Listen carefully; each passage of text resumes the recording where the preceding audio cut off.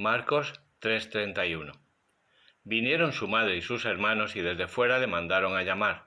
Estaba la muchedumbre sentada en torno de él y le dijeron: «Ahí fuera están tu madre y tus hermanos que te buscan». Él les respondió: «¿Quién es mi madre y mis hermanos?». Y echando una mirada sobre los que estaban sentados en derredor suyo, dijo: «He aquí mi madre y mis hermanos. Quien hiciere la voluntad de Dios, ese es mi hermano, mi hermana y mi madre». Marcos 4. De nuevo comenzó a enseñar junto al mar. Había en torno de él una numerosísima muchedumbre, de manera que tuvo que subir a una barca en el mar y sentarse. Y la muchedumbre estaba a lo largo del mar en la ribera. Les enseñaba muchas cosas en parábolas y les decía en su enseñanza: «Escuchad. Salió a sembrar un sembrador, y al sembrar una parte cayó junto al camino, y vinieron las aves y se la comieron. Otra parte cayó en terreno pedregoso, donde no había mucha tierra, y al instante brotó, por no ser profunda la tierra. Pero en cuanto salió el sol se marchitó, y por no tener raíz se secó. Otra parte cayó entre espinas, y al crecer éstas la ahogaron, y no dio fruto. Otra cayó en tierra buena y dio fruto, que subía y crecía, dando uno 30, otro 60 y otro 100. Y decía: «El que tenga oídos para oír, que oiga».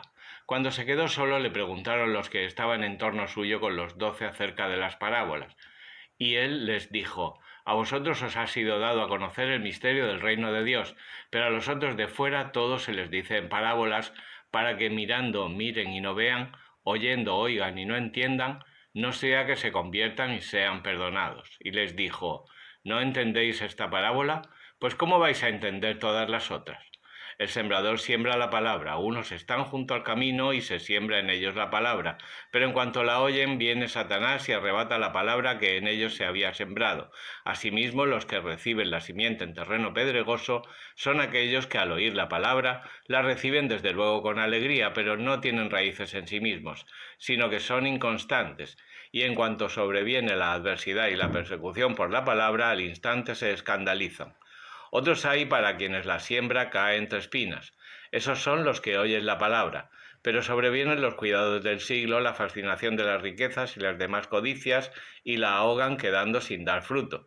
Los que reciben la siembra en tierra buena son los que oyen la palabra, la reciben y dan fruto, quien 30, quien 60, quien 100. Decíales: ¿acaso se trae la candela para ponerla bajo un celemín o bajo la cama? ¿No es para ponerla sobre el candelero? Porque nada hay oculto sino para ser descubierto, y no hay nada escondido sino para que venga a la luz. Si alguno tiene oídos, que oiga. Decíales: prestad atención a lo que oís.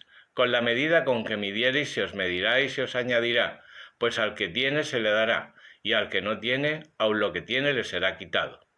Decía: el reino de Dios es como un hombre que arroja la semilla en la tierra, y ya duerma, ya vele, de noche y de día, la semilla germina y crece sin que él sepa cómo. De sí misma da fruto la tierra, primero la hierba, luego la espiga, enseguida el trigo que llena la espiga. Y cuando el fruto está maduro, se mete la hoz porque la mies está en sazón. Decía: ¿a qué asemejaremos el reino de Dios, o de dónde tomaremos parábola? Es semejante al grano de mostaza, que cuando se siembra en la tierra es la más pequeña de todas las semillas de la tierra, pero sembrado crece y se hace más grande que todas las hortalizas, y echa ramas tan grandes que a su sombra pueden abrigarse las aves del cielo. Y con muchas parábolas como estas les proponía la palabra, según podían entender, y no les hablaba sin parábolas, pero a sus discípulos se las explicaba todas aparte. En aquel día les dijo, llegada ya la tarde: pasemos al otro lado. Y despidiendo a la muchedumbre, le llevaron según estaba en la barca, acompañado de otras. Se levantó un fuerte vendaval y las olas se echaban sobre la barca, de suerte que ésta estaba ya para llenarse. Él estaba en la popa durmiendo sobre un cabezal. Le despertaron y le dijeron: Maestro, ¿no te da cuidado de que perezcamos? Y despertando mandó al viento y dijo al mar: Calla, enmudece. Y se aquietó el viento y se hizo completa calma. Les dijo: ¿por qué sois tan tímidos? ¿Aún no tenéis fe? Y sobrecogidos de gran temor se decían unos a otros: ¿quién será este que hasta el viento y el mar le obedecen? Marcos 5. Llegaron al otro lado del mar, a la región de los Gerasenos, y en cuanto salió de la barca vino a su encuentro, saliendo de entre los sepulcros, un hombre poseído de un espíritu impuro que tenía su morada en los sepulcros, y ni con cadenas podía nadie sujetarle, pues muchas veces le habían puesto grillos y cadenas, pero él había roto las cadenas y quebrado los grillos sin que nadie pudiera sujetarle. Continuamente, noche y día, iba entre las tumbas y por los montes gritando e hiriéndose con piedras. Viendo desde lejos a Jesús, corrió y se postró ante él, y gritando en alta voz, dice: ¿Qué hay entre ti y mí, Jesús, Hijo del Dios Altísimo? Por Dios te conjuro que no me atormentes. Pues él le decía: Sal, espíritu impuro de este hombre. Y le preguntó: ¿Cuál es tu nombre? Él dijo: Legión es mi nombre, porque somos muchos. Y le suplicaba insistentemente que no le echase fuera de aquella región. Como viera por allí en el monte una gran piara de puercos paciendo, le suplicaban aquellos diciendo: Envíanos a los puercos para que entremos en ellos. Y se lo permitió. Y los espíritus impuros salieron y entraron en los puercos, y la piara, en número de 2000, se precipitó por un acantilado en el mar, y en él se ahogaron.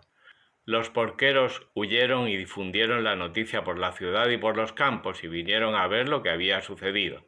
Llegándose a Jesús, contemplaban al endemoniado sentado, vestido y en su sano juicio, el que había tenido toda una legión, y temieron.